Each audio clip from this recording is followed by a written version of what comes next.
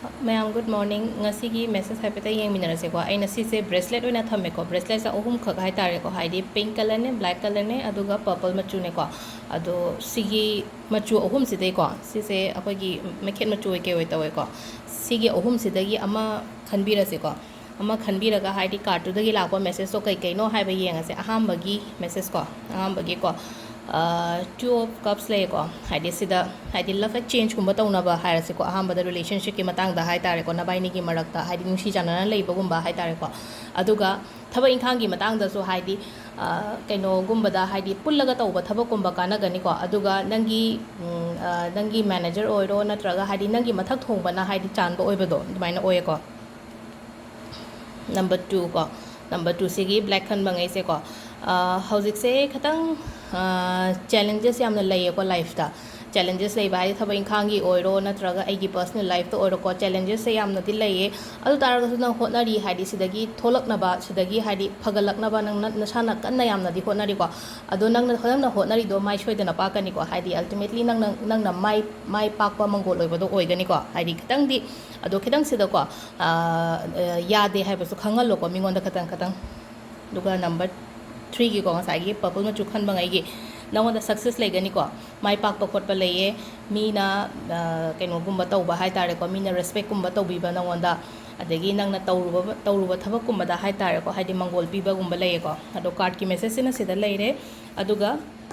akhoi gi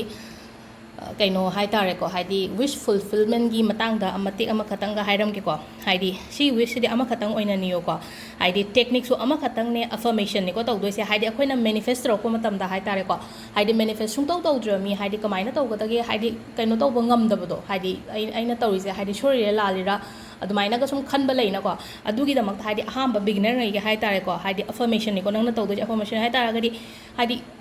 lakadaru poto hozik phange haina khanbi ba hai tare ko ado khwai first to gadab se kaino ha ayuk tum hogalakpa ko tum hogalakpa ga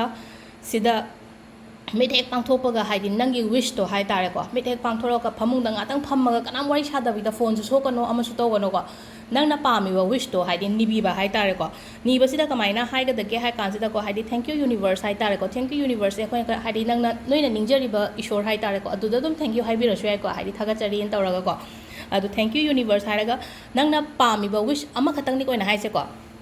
ama khatang de suppose ai thabak ki ne haise ko ai thabak phange haidi nang gi department na traga nangna pami ba kaino du da hai tare ko ai thabak phange haidi thank you universe ai thabak phange thank you universe ai thabak phange ko len sign toraga 21 times hai bi ga da ba hai tare ko aduga amana haidi exam gi ne khallase ba ko exam da su nangna pami ba score ke ka leina ko adu do haidi affirmation to bui ba hai tare ko ai exam se mai pa percentage sa su chat le ko le na toraga haidi 21 times ko nangna son ga da ba se ko adu gi marak to da ko kaino haidi kaure e na traga haidi kana lum nangon disturb to re na khala se ba haidi ado haidi marak da haidi khum da ba ko ta to no dum khum ka su kai de ko hai na traga ri ngawr boi ni ngani ba kaino ne eu sida na ko adu do haidi ma chakra matung da nang amuka halaga to bi we ai ba ka su kai de ko adagi kaino gumba relationship ki matang daga leina ko hadi pau phauna de kaina har ko yawi na ko adu kan da so hadi ai message I want the message la ai bani pau phauna re bani yam phajana le minare ko minare kain taraga adu maina hadi affirmation hai tar ko adu do to be ai ko ado si se kaino to biu ko hadi ayuk ta hai re na ko 21 times se ko